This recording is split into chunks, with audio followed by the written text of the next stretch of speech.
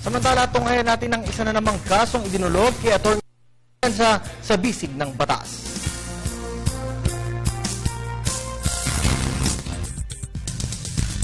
Si Marco at Kyla ay ikinasal dito sa Pilipinas noong 2003. Binaglaon ay naghiwalay din ang dalawa. Ayon kay Marco, nabalitaan niya na si Kyla ay naninirahan na sa Amerika at kailan lang ay pinadalhan siya ng kopya ng divorce decree na nakuha nito sa San Francisco, USA. Itinatanong ni Marco kung maaari na daw ba siyang mag-asawa gayong divorce na daw sila ni Kyla ayon sa divorce decree na ipinadala sa kanya. Ang alam niya daw kasi ay hindi kinikilala ang divorce dito sa Pilipinas.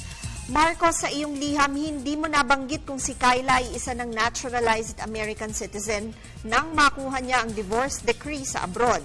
Kung siya ay American citizen na nang mag-apply ng divorce, maaaring kilalanin ang divorce dito sa Pilipinas.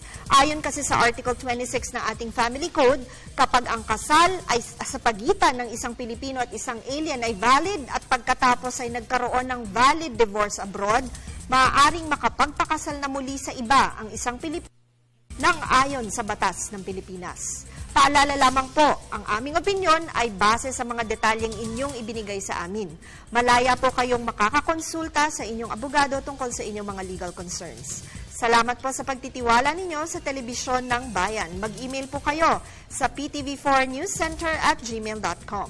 Attorney JJ Jimeno Atienza po, ang inyong bisig ng batas.